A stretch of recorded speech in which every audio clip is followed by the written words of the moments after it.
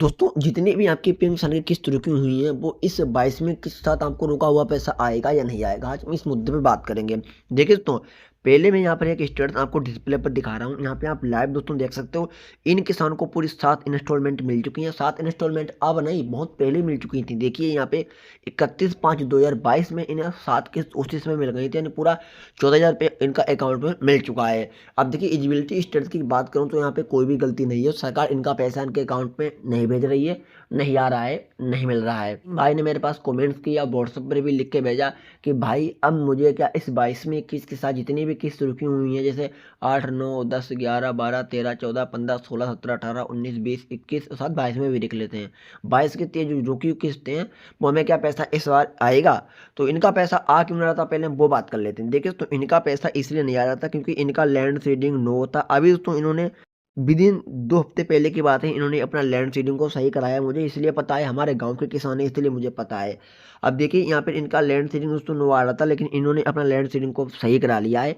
जब इन्होंने अब सही कराया तो अब सरकार इनको पैसा भेजना स्टार्ट करेगी। जो सरकार इस बार पैसा जारी करेगी 22वीं किस्त का इस फरवरी में, तब इनको पैसा मिलेगा। अब ये बात करते हैं कि रुका वाला पैसा इनके अकाउंट में आएगा या नहीं आएगा। जो कि किस्त इनकी नहीं आई है, चाहे वो आपकी 4 किस्त रुकी हों, चाहे वो 5 किस्त रुकी हों, चाहे वो 10 किस्त रुकी हों, और चाहे वो 13-14 किस्त रुकी हों, कितनी भी किस्त रुकी हों।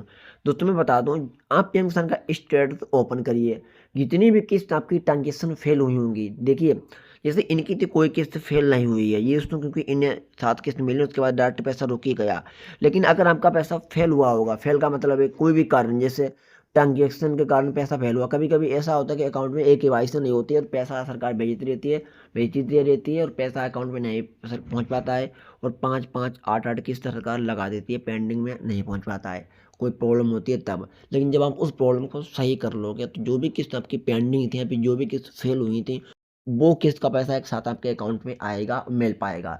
लेकिन तो अगर खाली स्टेटस यहाँ पे शो हो रहा होगा, लास्ट जो भी किस्त मिली होगी उसके बाद कोई भी किस्त ना ही फेल हुई और ना ही किस्त में वेटिंग लिखा आ रहा है, ना ही आरएफटी लिखा आ रहा है, ना ही एफटीओ आ रहा है, तो आपको पैसा रुका वाला अभी तो मिलेगा नहीं। इस बार सरकार आगे चल भेज सकती है धीरे धीरे, वो बात मानते हैं, लेकिन इस बार नहीं पैसा मिलेगा। सिर्फ एक ही किस्त आएगी, जो एक लास्ट किस्त मिल चुकी होगी उसकी अगली किस्त आ जाएगी। जैसे इन्हें 7 किस्त मिल चुकी हैं तो इनको 8वीं किस्त का 2,000 रुपये अब इस बार इनके अकाउंट में आएगा।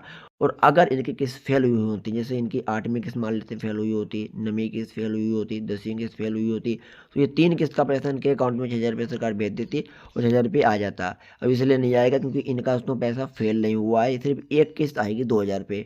लेकिन ऐसा नहीं है दोस्तों मिलेगा, लेकिन आगे चल मिल सकता है।